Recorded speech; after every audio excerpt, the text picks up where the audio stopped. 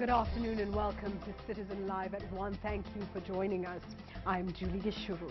Now, the Jomo Kenyatta International Airport in Nairobi was a beehive of activity this morning as the first family, together with the Kenyan athletes who bagged top honors in the just concluded London Marathon, all arrived on the same flight from the United Kingdom. It was a special return for First Lady Margaret Kenyatta, who made history by completing the London Marathon. Citizen Sports reporter Waihiga Mwaura was at the JKIA and he brings us the latest. A little after 6:30 a.m. and Kenya Airways Flight 101 touched down at the Jomo Kenyatta International Airport, carrying President Uhuru Kenyatta, First Lady Margaret Kenyatta and the rest of the First family. President Kenyatta was received by a high-powered delegation led by Deputy President William Ruto, who escorted him to the presidential dais where he inspected a guard of honor.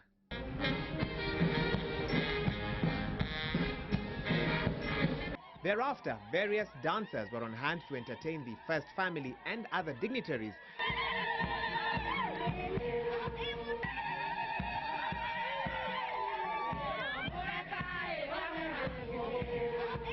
While the president's children, Jomo and Ngina, looked on from afar.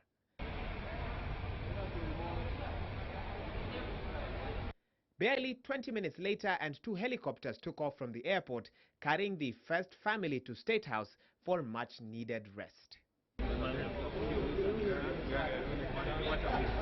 Meanwhile, at the International Arrivals Lounge, Wilson Kipsang was the man of the moment as he stepped out, accompanied by friends and family who had come to receive him. The London Marathon champion was welcomed with a gourd of traditional Mursik milk.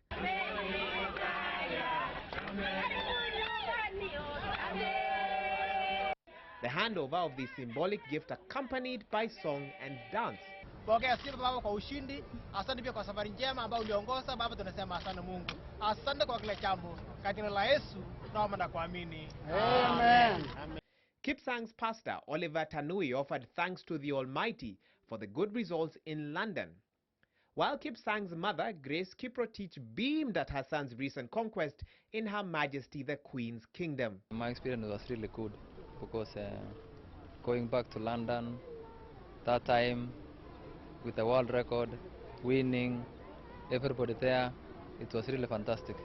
London was very nice. It was very organized race. So the weather of Sunday was very nice. I've never seen that weather since I've gone to London. Kenya's elite athletes did not spot the First Lady anywhere on the London roads, but they were still confident that she would finish the 42-kilometer race. She was running behind, so I had to just, after finishing, we had to wait for her to finish. Yeah. After finish line, we met him and he was saying congratulations. He was really very happy and we really discussed a lot.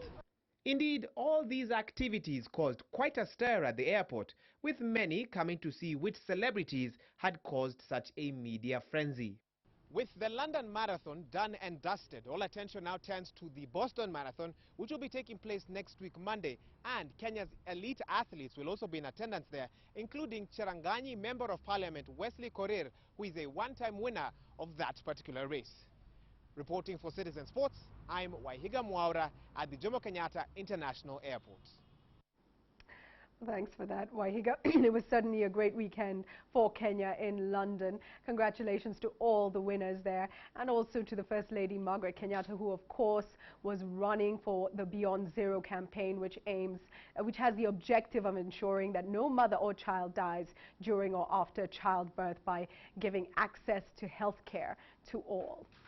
Now, police in Nairobi last night arrested over 200 suspects in the ongoing swoop to net people living in the country illegally. The operation targeted South B and South C estates, where police officers mounted roadblocks to vet motorists. Another contingent of law enforcers carried out a house-to-house search amid some claims of harassment. Francis Gashuri brings us the details.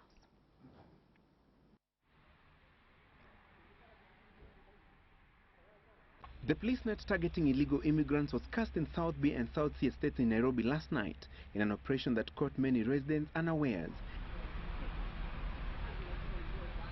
The search for the persons living in the country illegally had been concentrated in Eastleigh for days before it was moved to South C and other parts of the city. Random police roadblocks were mounted in various entry points to South B and South C estates, where vehicles were searched and persons on board asked to produce their identification documents. Over 200 suspects were arrested in the soup for either failing to produce their identification cards or producing documents whose authenticity was questioned. Some people cannot account for their presence in Kenya. We have a number who don't have identity cards. If they are Kenyans, of course, they'll be proved elsewhere. If they are foreigners, again, necessary measures will be taken and repatriation will be done so that they go back to their home country. The police officers also went on a house-to-house search late in the night in an operation meant to nab illegal immigrants. However, some South Sea residents complained of being inconvenienced by the late-night operation, while others claimed that the law enforcers had drafted them up and taken away their valuables. We have come to intensify our search and patrols within this area. So far, we've met a number of arrests. We want to ask for residents of this area to cooperate with us because it's for their good that this place is secure. We will continue with this exercise for as long as it takes to make this part of Kenya secure. Hundreds of suspected illegal immigrants have been taken to various courts across the country, and those who plead guilty slapped with a 50,000 shillings fine or a 6-month jail term. So far, the government has deported 82 Somali nationals, while another 59 suspects are being held at the Jomo Kenyatta International Airport Police Station, awaiting deportation. Human rights lobby groups and Muslim religious leaders have urged the government to conduct the operation in a humane manner and not to profile any community or religion as terror suspects. Francis Gashuri, Citizen Live at 1. On to a disturbing story. A 13-year-old girl in Kajiado has died as she was reportedly undergoing circumcision while another one escaped. Now, it's believed that the girl succumbed to excessive bleeding. This latest incident brings to the fore the challenges girls in communities that practice female genital mutilation continue to face in spite of the fact that it is banned in the country.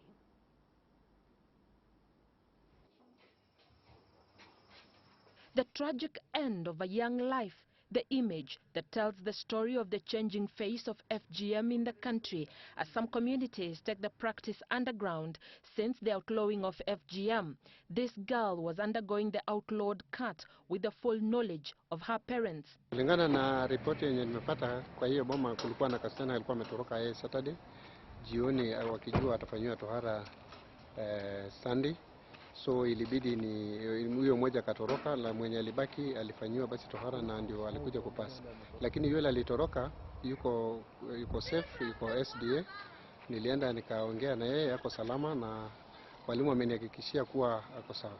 Curious onlookers gathered here even as authorities promised to arrest the woman who carried out the illegal act, as well as the parents of the girl who fled. There is no arrest made today because the suspect all flee. They ran away. But I want to assure members of public and the neighboring community here that we will pursue these criminals who are perpetuating illegal acts here and causing murder of innocent children.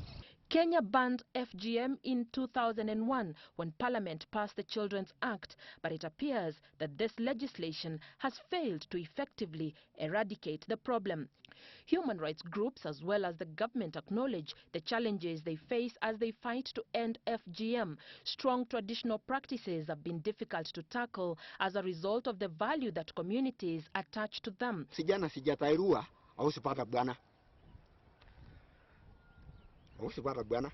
Tunahitaji wanaume watoe sauti katika nyumba zao, wajaribu kurekebisha maana tunajua wana jukumu katika jamii. For the Maasai, for instance, girls and women who do not undergo FGM are stigmatized and discriminated against for non-compliance with local culture. And Mawathe, Citizen Live at 1. Very unfortunate story there.